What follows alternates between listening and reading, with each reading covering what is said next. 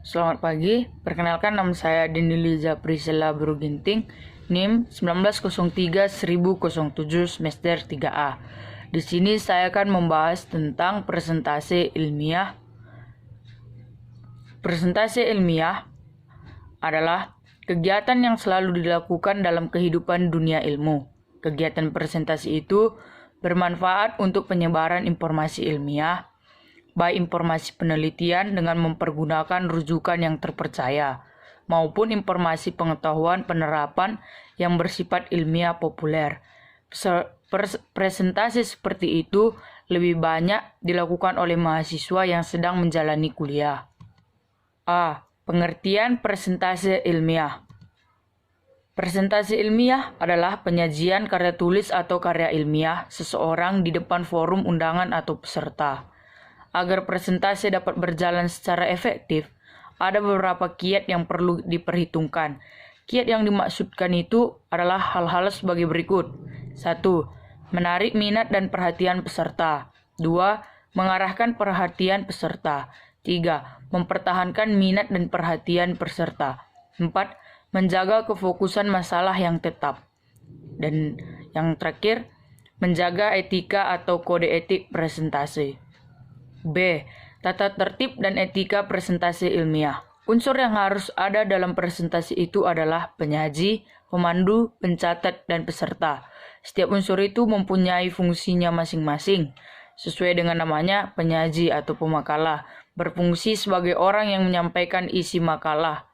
Pemandu atau moderator berfungsi sebagai pengatur jalannya presentasi atau diskusi, termasuk penentu waktu yang disediakan untuk presentasi itu. Pencatat atau notulen berfungsi sebagai orang yang menghimpun segala komentar, saran, dan pertanyaan dalam buku untuk dijadikan dokumen bagi presentasi itu. Selain itu, peserta presentasi berkewajiban menyimak presentasi itu dan memberikan tanggapan dengan baik. Butir lain yang perlu diperhatikan dalam hal etika adalah kejujuran. C. Penyiapan bahan presentasi. Presentasi ilmiah sudah harus dibantu atau menggunakan multimedia. Yang pertama, presentasi akan menarik karena penyaji dapat membuat berbagai variasi yang menarik, termasuk membuat animasi. Yang kedua, penyaji dapat menghemat waktu karena penyaji tidak perlu menulis di papan tulis atau menulis di kertas. Ketiga, penyaji dapat mengoreksi bahan sewaktu-waktu jika hal itu diperlukan. Keempat, penyaji dapat memberikan penekanan pada butir yang dikehendaki. Kelima, peserta dapat menyalin atau mengcopy file presentasi jika memerlukan. Keenam, penyaji dapat membawa bahan dalam flash disk. Ketujuh, bahan presentasi dapat sangat ringan, yang sekaligus membantu peserta menangkap esensi bahan yang dibahas. Langkah-langkah yang dapat ditempuh adalah sebagai berikut. 1. Tentukan butir terpenting dari bahan yang dibahas. Penyebutan butir hendaknya tidak terlalu singkat, tetapi boleh terlalu elaboratif, karena elaboratif akan dilakukan secara lisan oleh penyaji.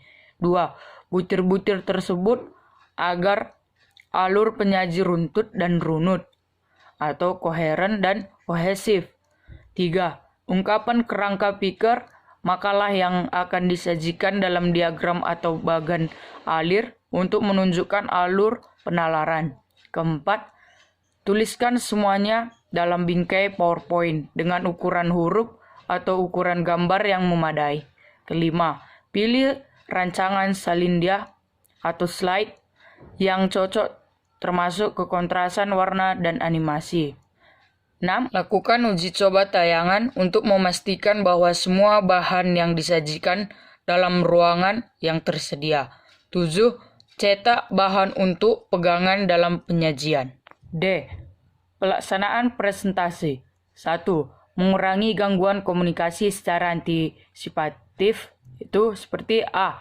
Memastikan kecukupan pencahayaan dan ruang gerak. B. Memperhatikan tingkat kapasitas peserta ketika memilih bahasa dan media.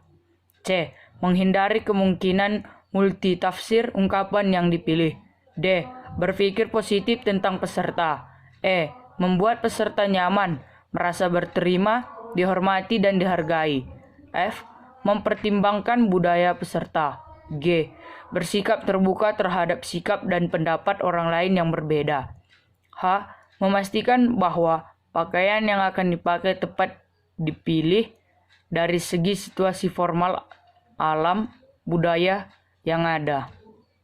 2. Memaksimalkan efektivitas dalam proses presentasi. Seperti A. Penyaji memastikan bahwa suaranya dapat didengar oleh semua peserta. B. Penyaji memastikan bahwa penyaji dapat melihat semua peserta. C. Penyaji berusaha untuk menjadi penyimak atau pendengar yang baik.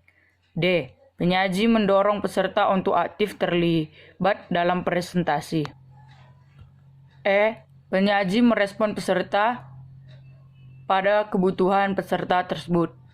F. Penyaji menggunakan media yang menarik dan efektif. Sekian dari presentasi saya. Terima kasih.